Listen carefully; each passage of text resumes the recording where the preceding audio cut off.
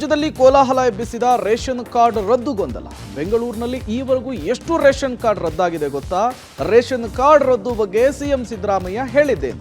ಕಾಂಗ್ರೆಸ್ ಶಾಸಕರಿಗೆ ಬಿಜೆಪಿ ಕೊಟ್ಟಿದ್ದು 50 ಕೋಟಿ ಆಫರ್ ಅಲ್ಲ, 100 ಕೋಟಿ ಅಂತೆ.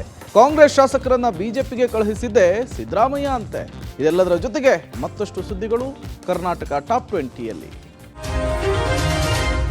ವಕ್ಫ್ ವಿವಾದದ ಬಳಿಕ ರಾಜ್ಯದಲ್ಲಿ ಬಿಪಿಎಲ್ ರೇಷನ್ ಕಾರ್ಡ್ ಕೋಲಾಹಲ ಎದ್ದಿದೆ. ರಾಜ್ಯದ ಜನರಲ್ಲಿ ಬಿಪಿಎಲ್ ರೇಷನ್ ಕಾರ್ಡ್ ರದ್ದಾಗೋ ಭೀತಿ ಎದುರಾಗಿದೆ. ದಿನೇ ದಿನೇ ಸಾವಿರಾರು ಜನರ ಎಪಿಎಲ್ ಬಿಪಿಎಲ್ ರೇಷನ್ ಕಾರ್ಡ್ ರದ್ದಾಗುತ್ತಿವೆ. ಇದರಿಂದ ರಾಜ್ಯದ ಜನರಲ್ಲಿ ಆತಂಕ ಶುರುವಾಗಿದೆ. ಬಿಪಿಎಲ್ ಎಪಿಎಲ್ ಕಾರ್ಡ್ ರದ್ದು ಮಾಡೋಕೆ ಮಾನದಂಡ ಏನು ಅನ್ನೋದು ಯಾರಿಗೂ ಗೊತ್ತಿಲ್ಲ. ಯಾವ ಆಧಾರದಲ್ಲಿ ರೇಷನ್ ಕಾರ್ಡ್ ರದ್ದಾಗುತ್ತಿದೆ ಅನ್ನೋದು ಜನರ ಗೊಂದಲಕ್ಕೆ ಕಾರಣವಾಗಿದೆ. ರೇಷನ್ ಕಾರ್ಡ್ ವಿಚಾರದಲ್ಲಿ ಸಿಎಂದೊಂದು ಮಾತಾದ್ರೆ ಆಹಾರ ಸಚಿವರದೊಂದು ಮಾತು, ಆಹಾರ ಇಲಾಖೆಯದ್ದು ಇನ್ನೊಂದು ಮಾತು. ಹೀಗಿರುವಾಗ ಯಾವ ಮಾನದಂಡದಲ್ಲಿ ರೇಷನ್ ಕಾರ್ಡ್ ರದ್ದು ಮಾಡಲಾಗುತ್ತಿದೆ ಅನ್ನೋದು ಜನರ ಪ್ರಶ್ನೆಯಾಗಿದೆ. ಆದಾಯ ತೆರಿಗೆ ಕಟ್ಟುವುದೇ ಮಾನದಂಡ ಅಂತ ಸರ್ಕಾರ ಬಿಪಿಎಲ್ ಕಾರ್ಡ್ಗಳನ್ನ ರದ್ದು ಮಾಡುತ್ತಿದ್ದು, ಆದಾಯ ತೆರಿಗೆ ಪಾವತಿ ಮಾಡೋರು ಸರ್ಕಾರಿ ನೌಕರರಿಗೆ ಯಾಕೆ ಕಾರ್ಡ್ ಬೇಕು, ಅದಕ್ಕೆ ಪರಿಶೀಲನೆ ಮಾಡ್ತಿದ್ದೇವೆ ಅಂತ ಸಿಎಂ ಸಿದ್ದರಾಮಯ್ಯ ಅಡ್ಡಗೋಡೆ ಮೇಲೆ ದೀಪ ಇಡುತ್ತಿದ್ದಾರೆ. ಹೀಗಾಗಿ ಸರ್ಕಾರ ಗ್ಯಾರಂಟಿಗಳ ಹಣಕಾಸು ಹೊಡೆತಕ್ಕೆ ಬಡವರ ಪಾಲಿನ ಅಕ್ಕಿಗೂ ಕೈ ಹಾಕ್ತಿದ್ಯಾ ಎಂಬ ಅನುಮಾನ ಮೂಡಿಸಿದೆ. ಬಿಪಿಎಲ್ ಕಾರ್ಡ್ದಾರರಿಗೆ ಸರ್ಕಾರದ ಶಾಕ್ ಎದುರಾಗಿದೆ. ಬೆಂಗಳೂರು ದಕ್ಷಿಣ ತಾಲೂಕಿನ 3187 ಕಾರ್ಡ್ ಎಪಿಎಲ್ಗೆ ಶಿಫ್ಟ್ ಮಾಡಲಾಗಿದೆ.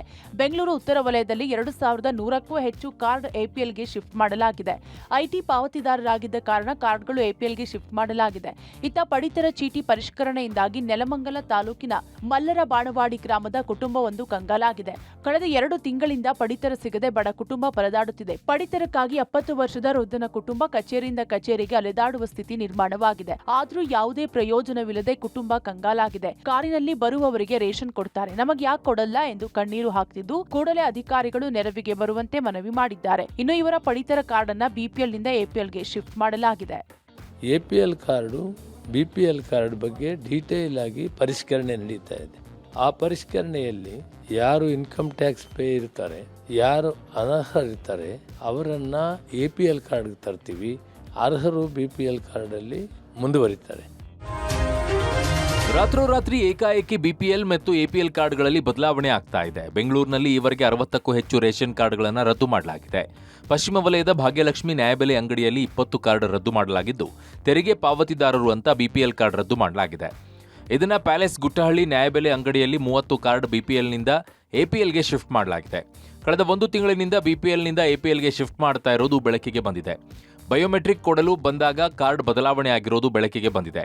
ಎಪಿಎಲ್ಗೆ ಶಿಫ್ಟ್ ಆದ ಹಿನ್ನೆಲೆಯಲ್ಲಿ ಪಡಿತರ ವಿತರಣೆ ಸ್ಥಗಿತ ಆಗಿದ್ದು, ಕುಟುಂಬದಲ್ಲಿ ಮಗ, ತಂದೆ, ದೊಡ್ಡಪ್ಪ, ತಾಯಿ, ತೆರಿಗೆ ಪಾವತಿದಾರರು ಅಂತ ರದ್ದು ಮಾಡಲಾಗಿದೆ. ಇದೆಲ್ಲದರ ನಡುವೆ ಬಿಪಿಎಲ್ ಕಾರ್ಡ್ ಬದಲಾವಣೆಯ ವಿವಾದ ಈಗ ಸಿಎಂ ಸಿದ್ದರಾಮಯ್ಯ ಮತ್ತೊಮ್ಮೆ ಸ್ಪಷ್ಟನೆ ಕೊಟ್ಟಿದ್ದಾರೆ. ಏಕಾಏಕಿ ಕಾರ್ಡ್ ರದ್ದು ಆಗ್ತಿಲ್ಲ, ಅನರ್ಹರಿಗೆ ಮಾತ್ರ ನಾವು ಕಾರ್ಡ್ ರದ್ದು ಮಾಡೋದು, ಅರ್ಹರಿಗೆ ಯಾರಿಗೂ ಕೂಡ ತಪ್ಪಿಸಲ್ಲ, ಬಡವರಿಗೆ ಸಿಗಬೇಕಾದ ಸವಲತ್ತು ಕೊಡಬೇಕು ಅಂತ ಸಿಎಂ ಸಿದ್ದರಾಮಯ್ಯ ಸ್ಪಷ್ಟನೆ ಕೊಟ್ಟಿದ್ದಾರೆ. ಎಪಿಎಲ್ ಕಾರ್ಡ್ ರದ್ದು ಮಾಡಿಲ್ಲ. ಯಾರು ಅರ್ಹರಿದ್ದಾರೆ ಅವರು ಕೊಡಬೇಕು, ಯಾರು ಅನರ್ಹರಿದ್ದಾರೆ ಅವರು ತೆಗೆದಾಕ್ಬೇಕು. ನಿನಗೆ ಇನ್ಕಮ್ ಟ್ಯಾಕ್ಸ್ ಕಟ್ತಾ ಇದ್ರು ಕೊಡಬೇಕಾ, ಸರ್ಕಾರಿ ನೌಕರರಾಗಿದ್ರು ಕೊಡಬೇಕಾ, ಅಂತ್ಯವನ್ನ ಬಿಪಿಎಲ್ ಕಾರ್ಡ್ ನಿಂದ ಎಪಿಎಲ್ ಕಾರ್ಡ್ ಮಾಡೋದು. ನಾನು ಬಹಳ ಕಟ್ಟುನಿಟ್ಟಿನ ಇನ್ಸ್ಟ್ರಕ್ಷನ್ಸ್ ಅನ್ನ ಕೊಟ್ಟಿದ್ದೇನೆ. ಯಾರು ಅರ್ಹರಿದ್ದಾರೆ ಅವ್ರು ಯಾರು ಕೂಡ ಕೈ ಬಿಡಬಾರ್ದು. ರದ್ದು ಮಾಡಿದವರಿಗೆ ಗೃಹಲಕ್ಷ್ಮಿ ಯೋಜನೆ ಕಟ್ಟಾಗುತ್ತಾ? ಅದಕ್ಕೆ ಬೇರೆ ಮಾನದಂಡಗಳಿದ್ದಾವೆ. ಗೃಹಲಕ್ಷ್ಮಿ ಯಾರು ಇನ್ಕಮ್ ಟ್ಯಾಕ್ಸ್ ಕಟ್ತಾರೆ ಅವ್ರು ಕಟ್ಟಕ್ ಕೊಡಲ್ಲ ಅವ್ರಿಗೆ ಅಂತ ಹೇಳಿ. ಸರ್ಕಾರ ಸೈಲೆಂಟ್ ಆಗಿ ಆಪರೇಷನ್ ಬಿಪಿಎಲ್ ರೇಷನ್ ಕಾರ್ಡ್ಗೆ ಮುಂದಾಗಿದೆ. ಜಿಎಸ್ಟಿ, ಐಟಿ, ತೆರಿಗೆ ಪಾವತಿ ಹಾಗೂ ಸರ್ಕಾರಿ ಅಧಿಕಾರಿಯಾಗಿದ್ದು ಬಿಪಿಎಲ್ ಕಾರ್ಡ್ಗಳನ್ನ ಹೊಂದಿರುವಂತಹ ಸಾವಿರಾರು ಕಾರ್ಡ್ಗಳನ್ನ ರದ್ದು ಮಾಡಲಾಗಿದೆ. ಸ್ವತಃ ಸಿಎಂ ಸಿದ್ದರಾಮಯ್ಯ ಅವರ ಅನರ್ಹರ ಬಿಪಿಎಲ್ ಕಾರ್ಡ್ಗಳನ್ನ ವಾಪಸ್ ಪಡೆಯಲಾಗುತ್ತಿದ್ದು, ಅರ್ಹರ ಕಾರ್ಡ್ಗಳಿಗೆ ಯಾವುದೇ ತೊಂದರೆ ಇಲ್ಲ ಎಂದು ಸ್ಪಷ್ಟಪಡಿಸಿದ್ದಾರೆ. ಇದರಿಂದ ಸಾವಿರಾರು ಜನರಿಗೆ ಕಳೆದ 2 ತಿಂಗಳಿಂದ ರೇಷನ್ ಸಿಗ್ತಿಲ್ಲ.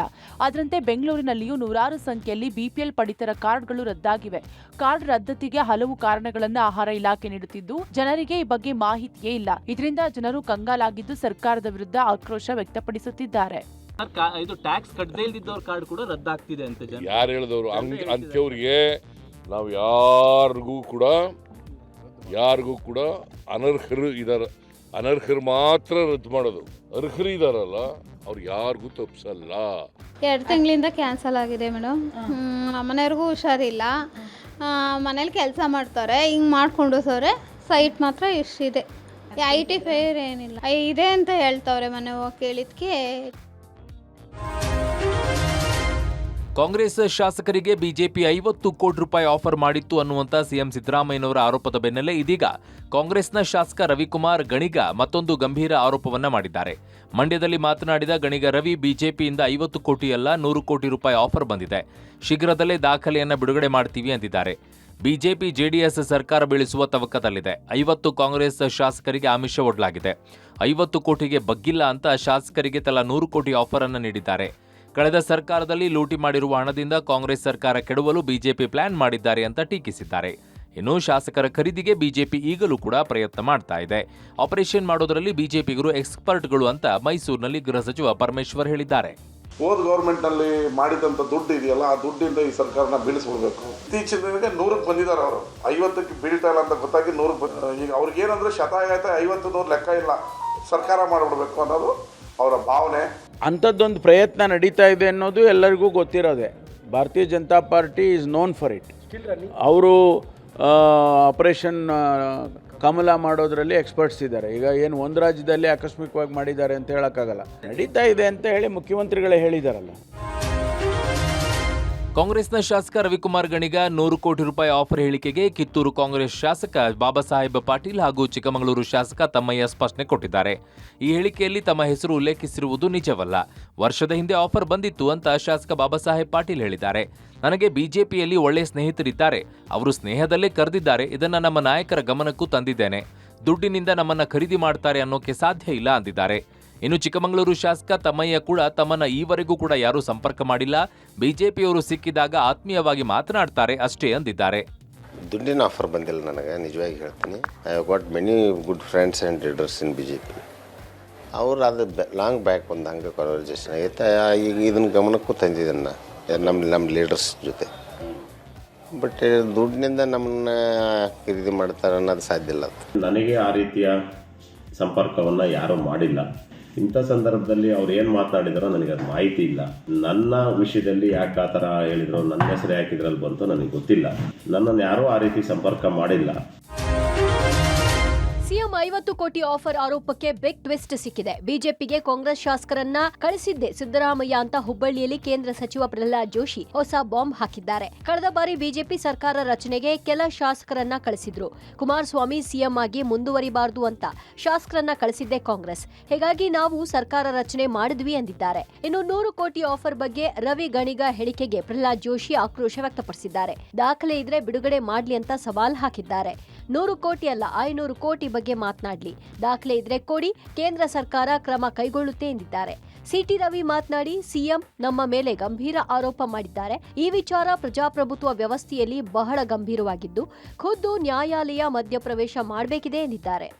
ಕೆಲವರು ಯಾರು MLAಗಳು ರಾಜೀನಾಮೆ ಕೊಟ್ಟು ಬಂದಿದ್ದರು ಅವರನ್ನ ಕಾಂಗ್ರೆಸ್ ಪಾರ್ಟಿಯವರೇ ಸಿದ್ದರಾಮಯ್ಯನವರೇ ಕೆಲವು MLAಗಳನ್ನು ಕಳಿಸಿದ್ರು. ಯಾಕಂದ್ರೆ HD ಕುಮಾರಸ್ವಾಮಿ ಅವರು ಕಂಟಿನ್ಯೂ ಆಗಬಾರ್ದಂತ. ಪ್ಲಸ್ ಇವರಿಗೆ ಆಳಲಿಕ್ಕೆ ಯಾವುದೇ ನೈತಿಕ ಅಧಿಕಾರ ಇರಲಿಲ್ಲ. ಯಾರು ಕೆಲವರು ಬಂದ ನಂತರ ನಾವು ಅವರನ್ನು ತಗೊಂಡು ಸರ್ಕಾರ ಮಾಡಿದ್ದೀವಿ. ಆಪರೇಷನ್ ಕಮಲದ ಬಗ್ಗೆ ಸಚಿವ ಪ್ರಿಯಾಂಕ್ ಖರ್ಗೆ ಲೇವಡಿ ಮಾಡಿದ್ದಾರೆ. ರಾಜ್ಯದಲ್ಲಿ ಆರಂಭಿಸಿ ಈಗ ಬೇರೆ ರಾಜ್ಯಕ್ಕೆ ತೆಗೆದುಕೊಂಡು ಹೋಗಿದ್ದಾರೆ. ಯಾವ ರಾಜ್ಯದಲ್ಲಿ ಬಿಜೆಪಿ ವೀಕ್ ಇದೆಯೋ ಅಲ್ಲಿ ಇಡಿ ಐಟಿ ಬಳಕೆಯಾಗ್ತಿದೆ, ಉಳಿದ ಕಡೆ ರಾಜ್ಯಪಾಲರ ದುರುಪಯೋಗ ಮಾಡ್ತಾರೆ. ಇದೇ ಬಿಜೆಪಿ ಮಾಡೆಲ್ ಅಂತ ಪ್ರಿಯಾಂಕ್ ಖರ್ಗೆ ಲೇವಡಿ ಮಾಡಿದ್ದಾರೆ. ಈ ನಡುವೆ ನನಗೂ ಆಫರ್ ಬಂದಿತ್ತು ಅಂತ ನೆಲಮಂಗಲ ಶಾಸಕ ಶ್ರೀನಿವಾಸ್ ಹೊಸ ಬಾಂಬ್ ಸಿಡಿಸಿದ್ದಾರೆ. ನಮ್ಮ ಸರ್ಕಾರ ಬಂದು 2-3 ತಿಂಗಳಿಂದ ಮಾತನಾಡ್ತಿದ್ದಾರೆ. ಬಿಜೆಪಿ ಜೆಡಿಎಸ್ನವರು ನಮ್ಮ 50 ಶಾಸಕರ ಸಂಪರ್ಕದಲ್ಲಿರೋದು ಸತ್ಯ. ಮಂತ್ರಿ ಅಮಿತ್ ಶಾ ರೇಟ್ ಫಿಕ್ಸ್ ಮಾಡುವ ಆಸೆ ತೋರಿಸಿದ್ದಾರೆ. ನನಗೆ ಯಾರೋ ಆಫರ್ ಕೊಟ್ಟವರು ಬೈ ಎಲೆಕ್ಷನ್ ನಲ್ಲಿ ಕಾಂಗ್ರೆಸ್ ಸೇರಿದ್ರು ಎಂದಿದ್ದಾರೆ. ಶಾಸಕರನ್ನ ಖರೀದಿ ಮಾಡುವ ಕೆಪಾಸಿಟಿ ಬಿಜೆಪಿಗರಿಗೆ ಇಲ್ಲ ಅಂತ ದಾವಣಗೆರೆಯಲ್ಲಿ ಶಾಸಕ ಶಿವಗಂಗಾ ಬಸವರಾಜ್ ಹೇಳಿದ್ದಾರೆ. ಆಪರೇಷನ್ ಕಮಲ ಉದ್ಭವ ಆಗಿದೆ ಎಲ್ಲಿ? ಇಡೀ ರಾಷ್ಟ್ರದಲ್ಲಿ ಇಲ್ಲೇ ತಾನೆ. ಶಾಸಕರನ್ನ ಖರೀದಿ ಮಾಡಿರೋದಲ್ವಾ? ಮಹಾರಾಷ್ಟ್ರದಲ್ಲಿ ತಗೊಂಡೋದ್ರು, ಅಸ್ಸಾಂನಲ್ಲಿ ತಗೊಂಡೋದ್ರು, ಮಧ್ಯಪ್ರದೇಶದಲ್ಲಿ ತಗೊಂಡೋದ್ರು, ಗುಜರಾತ್ ನಲ್ಲಿ ತಗೊಂಡೋದ್ರು. Karnataka model of development for BJP ಅಂದ್ರೆ ಆಪರೇಷನ್ ಕಮಲ. ನನಗೆ ಯಾವುದೇ ರೀತಿ ಆಫರ್ ಬಂದಿಲ್ಲ. ಮೊನ್ನೆ ಮುಖ್ಯಮಂತ್ರಿಗಳು ಹೇಳಿದ್ದಾರೆ ಅಂದಮೇಲೆ ಅದು ಸತ್ಯ ಇರ್ತದೆ. ಜೊತೆಗೆ ನಮ್ಮ ಸ್ನೇಹಿತರು ರವಿ ಗಣಿಗ ಅವರು ಸಹ ಆರೋಪ ಮಾಡಿರೋದು ನೋಡಿದೆ. ಅವರೆಲ್ಲ ಹೇಳಿದ್ರು ಸತ್ಯ ಇರ್ತದೆ. ಬಿಜೆಪಿ ಅವ್ರ ಹತ್ರ ಅಷ್ಟು ಕೆಪಾಸಿಟಿ ಇಲ್ಲ ರೀ. ಮೂಡಾದಲ್ಲಿ ಬ್ರಹ್ಮಾಂಡ ಭ್ರಷ್ಟಾಚಾರ ನಡೆದಿದೆ ಅನ್ನೋದಕ್ಕೆ ಮತ್ತಷ್ಟು ಪುರಾವೆಗಳು ಸಿಗ್ತಾನೆ ಇದೆ. ಇದೀಗ ಜಿಟಿ ದೇವೇಗೌಡರ ಸೋದರ ಅಳಿಯನಿಗೆ 50-50 ಅಡಿ 19 ಸೈಟ್ ವಿವಾದಕ್ಕೆ ಸಂಬಂಧಪಟ್ಟಂತೆ ಭೂಸ್ವಾಧೀನಕ್ಕೆ ಪರಿಹಾರ ಕೊಟ್ಟ ಮೇಲೂ ಕೂಡ ಮಹೇಂದ್ರ ಅವರಿಗೆ 19 ಸೈಟ್ ಪರಿಹಾರವನ್ನ ಕೊಡಲಾಗಿದೆ. ಮಹೇಂದ್ರ ಜಮೀನು ಖರೀದಿಸಿದ ಬಗ್ಗೆ ಹಲವು ಅನುಮಾನಗಳು ಹುಟ್ಟುಕೊಂಡಿದ್ದು, ದಾಖಲೆಯ ಪ್ರಕಾರ 2020ರ ಸೆಪ್ಟೆಂಬರ್ನಲ್ಲಿ ಜಮೀನು ಖರೀದಿಸಿರುವ ಮಹೇಂದ್ರ 2021 ಮೇನಲ್ಲಿ 50-50 ಅನುಪಾತದಲ್ಲಿ 19 ಸೈಟ್ ಅನ್ನು ಪಡೆದಿದ್ದಾರೆ. ಜಮೀನು ಖರೀದಿ ಮಾಡಿದ ಕೇವಲ 7 ತಿಂಗಳ ಅಂತರದಲ್ಲಿಯೇ ಪರಿಹಾರವನ್ನ ನೀಡಲಾಗಿದ್ದು ಹಲವಾರು ಅನುಮಾನಕ್ಕೆ ಕಾರಣವಾಗಿದೆ. ಮೂಡಾದಲ್ಲಿ ಭೂಸ್ವಾಧೀನ ಪರಿಹಾರವನ್ನ ಪಡಿಬೇಕು ಅಂದ್ರೆ ಸಾಮಾನ್ಯರು ಮೂಡಾ ಕೋರ್ಟ್ ಅಂತ ಹೇಳಿ ಚಪ್ಪಲಿಯನ್ನ ಸವಸಬೇಕು. ಆದರೆ ಶಾಸಕ ಜಿಟಿ ದೇವೇಗೌಡರ ಸೋದರ ಅಳಿಯ ಮಹೇಂದ್ರನಿಗೆ ಕಡಿಮೆ ಅವಧಿಯಲ್ಲಿ ಪರಿಹಾರ ಸಿಕ್ಕಿದ್ದು ಮಾತ್ರ ಹೇಗೆ? ಕಡಿಮೆ ಅವಧಿಯಲ್ಲಿಯೇ ಮಹೇಂದ್ರ ಅವರಿಗೆ ಸೈಟ್ ನೀಡಲಿಕ್ಕೆ ಜಿಟಿಡಿ ಪ್ರಭಾವವನ್ನ ಬೀರಿದ್ರಾ ಎಂಬ ಪ್ರಶ್ನೆ ಮೂಡಿದೆ. ಬೆಂಗಳೂರಿನಲ್ಲಿ ಇವತ್ತು ಕೇಂದ್ರ ಸಚಿವ ವಿ ಸೋಮಣ್ಣ ಹಾಗೂ ಸಿಎಂ ಸಿದ್ದರಾಮಯ್ಯ ಮುಖಾಮುಖಿಯಾದರು. ಈ ಸಂದರ್ಭದಲ್ಲಿ ಉಭಯ ನಾಯಕರು ಮೂಡಾ ಹಗರಣದ ಬಗ್ಗೆ ಚರ್ಚೆ ನಡೆಸಿದ್ರು. ಮೊದಲಿಗೆ ಇಬ್ಬರು ನಾಯಕರು ಪರಸ್ಪರ ಕುಶಲೋಪರಿಯನ್ನ ವಿಚಾರಿಸಿಕೊಂಡ್ರು.